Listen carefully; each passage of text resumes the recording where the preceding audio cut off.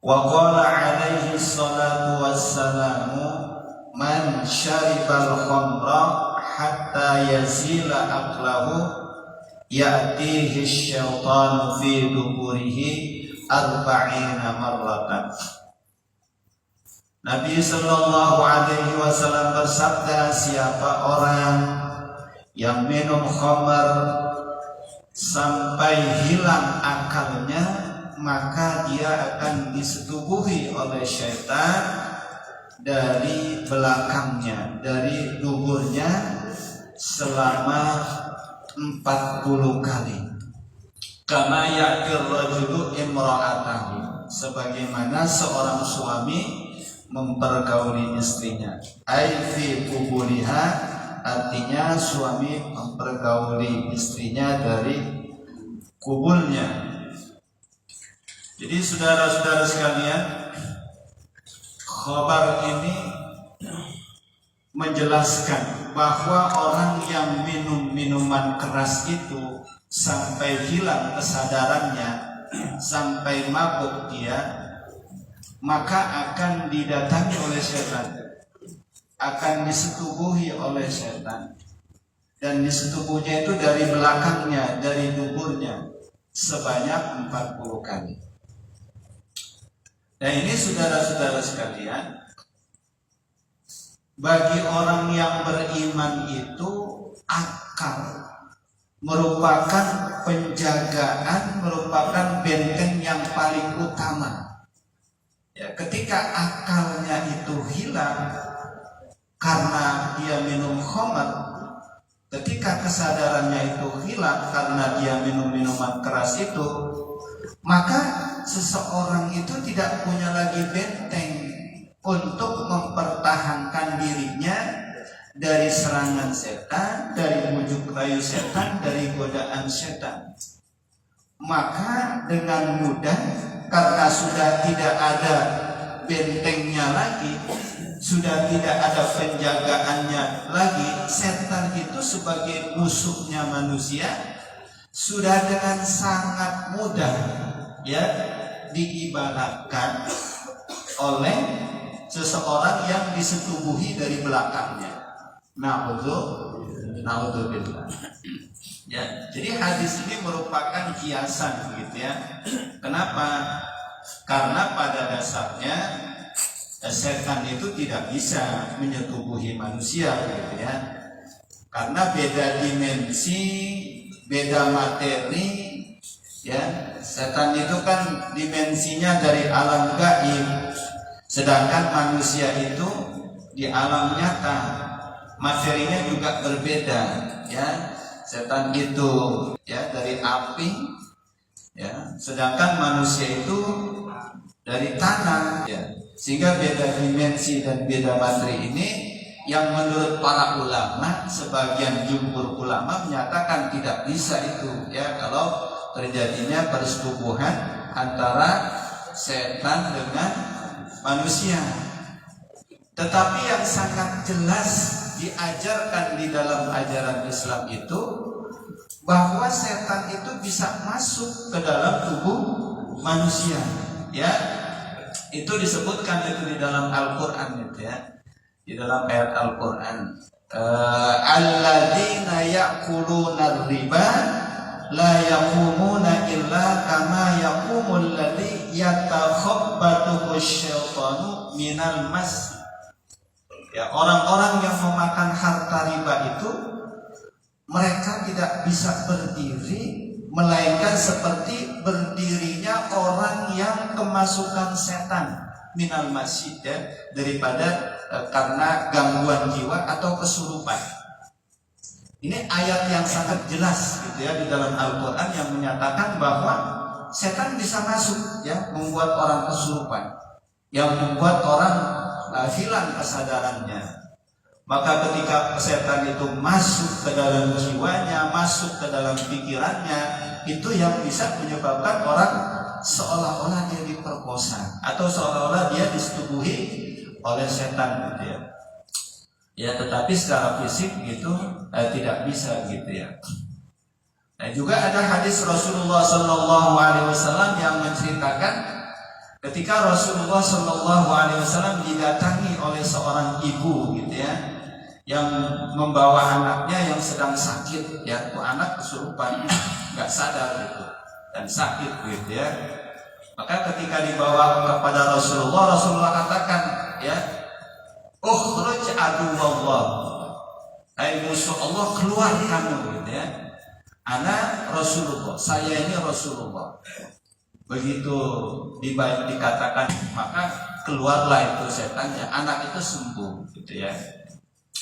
Nah, ini menunjukkan baik hadis maupun Al-Quran itu bahwa setan itu bisa masuk bahkan kemana saja, gitu ya.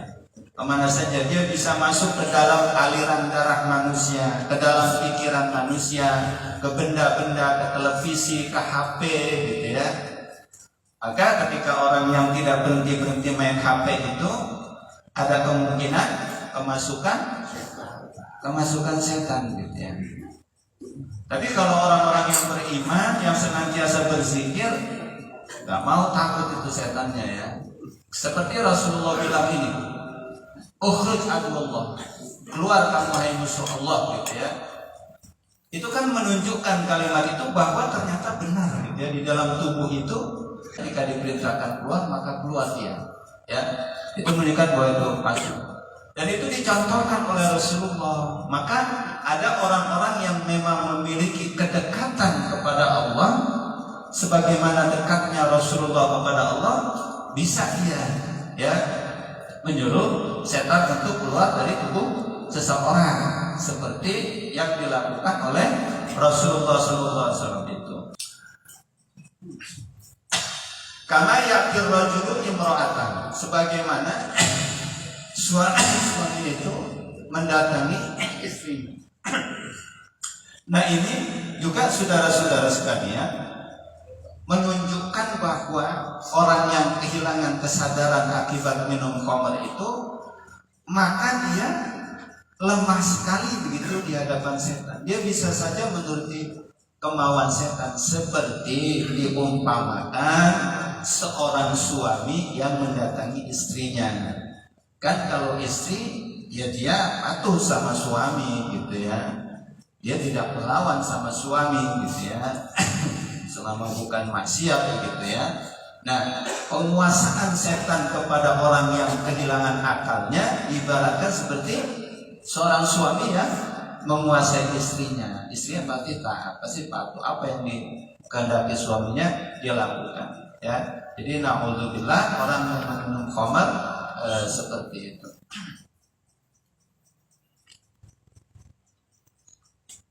Wa fi zawazir, dan di dalam kitab Az-Zawazir qala sallallahu alaihi wa alihi wasallam, bersabda Nabi sallallahu alaihi wasallam, man syaribal khamra, siapa orang yang meminum khamr walam yaskar, dan dia tidak mabuk, a'radallahu anhu arba'ina lailatan, maka Allah akan berpaling darinya selama 40 malam. Jadi orang minum khamr dan dia tidak mabuk, gitu ya, tapi tetap itu dia lakukan perbuatan yang menyebabkan Allah berpaling dari dia, gitu ya. Nah, ini menunjukkan bahwa memang yang namanya khamr itu sedikit atau banyak, gitu ya, atau yang meminumnya itu apakah dia mabuk atau tidak mabuk, tetap itu hukumnya haram, gitu ya. Karena ada, ya, sebagian orang yang menyatakan ilat daripada meminum khamr dilarang itu karena memabukkan. Kalau tidak mabuk berarti nggak apa-apa dong, gitu ya. Ya, seperti itu, ya. Padahal itu dijelaskan, ya, di dalam hadis Rasulullah Shallallahu Alaihi Wasallam, di antaranya hadis yang diriwayatkan oleh Imam Muslim dari Abdullah bin Umar, kullu muskirin khamrun wa kullu muskirin haramun, atau di riwayat lain wa kullu khamrin haram, ya. Setiap yang memabukkan itu khamr, dan tiap khamr itu hukumnya haram, ya. Dikuatkan lagi dengan hadis yang diriwayatkan oleh Imam Abu Dawud, ya, Imam At-Tirmizi, Imam An-Nasa'i, ya, riwayat dari Jabir bin Abdullah radhiyallahu anhu, itu disebutkan ma askara kathiruhu faqaliluhu haram. Ya, apa saja yang banyaknya itu memabukkan, maka sedikit pun dia tetap hukumnya haram, gitu ya. Ya, jadi mau minum khamar itu, minuman keras itu banyak ya, sedikit dia tetap haram melalui penjelasan hadis ini. Ya, apakah dia minumnya itu mabuk atau tidak mabuk, hukumnya tetap haram ya menurut penjelasan hadis ini, gitu ya. Kecuali tidak ada hadis yang menjelaskan, tapi kan ini hadisnya ada, gitu ya. Karena ada orang yang berpendapat nggak mabuk hanya untuk menghangatkan tubuh, begitu ya, dianggapnya tidak haram.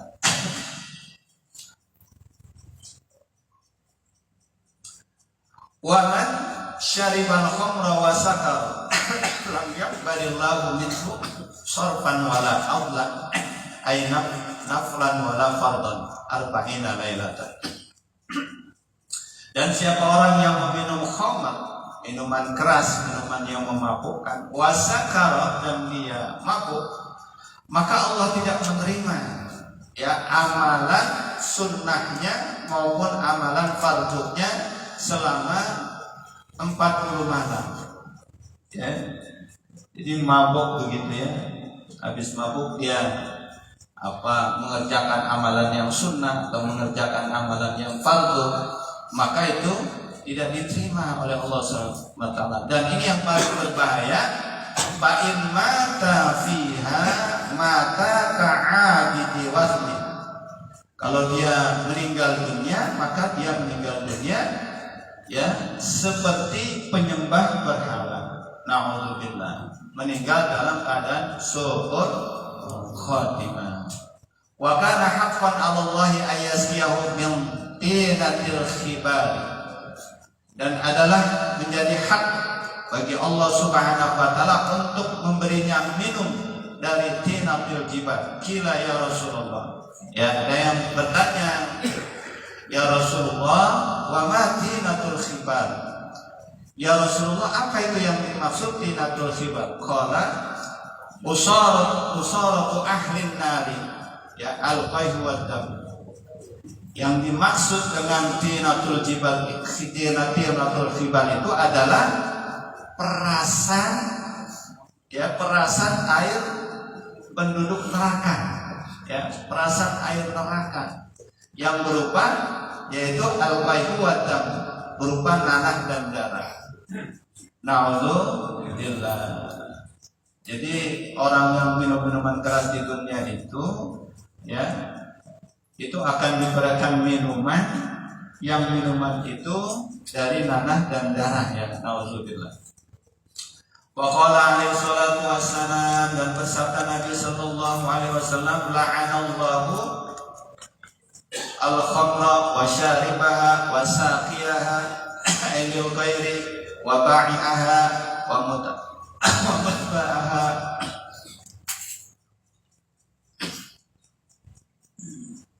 wa mubta'aha ay mushtariyaha wa 'asiraha wa mu'tasiraha ay talibi 'ashriha wa hamilaha wal mahmulata ilaiha